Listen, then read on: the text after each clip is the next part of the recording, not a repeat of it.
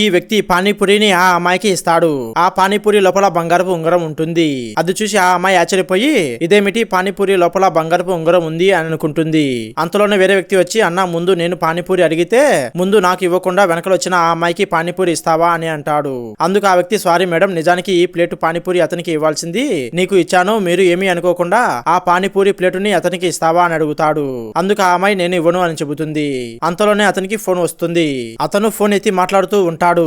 అంతలోనే అతని చేతికి ఉన్న ఉంగరాన్ని చూసుకుంటాడు. కానీ అతని చేతికి బంగారపు ఉంగరం ఉండదు.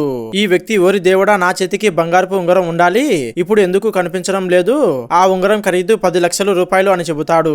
ఆ మాట వినగానే ఆ అమ్మాయి ఆశ్చర్యపోయి 10 లక్షలా, అతను ఈ పానీపూరిలో ఉంగరం పెట్టి మర్చిపోయాడు, నేను ఎలాగైనా ఈ పానీపూరిలో ఉన్న ఉంగరాన్ని తీసుకోవాలి అని అనుకుంటుంది. ఈ వ్యక్తి చెబుతాడు మేడం ఆ పానీపూరి ప్లేటుని అతనికి ఇవ్వండి అని చెబుతాడు.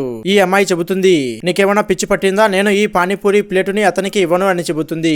అందుకు ఈ వ్యక్తి మేడం నేను అతని స్థలంలో పానీపూరి బండిని పెట్టాను, మీరు అతనికి పానీపూరి ప్లేటు ఇవ్వకుంటే అతను నా బండిని లేపేస్తాడు, ప్లీజ్ మేడం మీరు అతనికి పానీపూరి ప్లేటు ఇవ్వండి అని చెబుతాడు.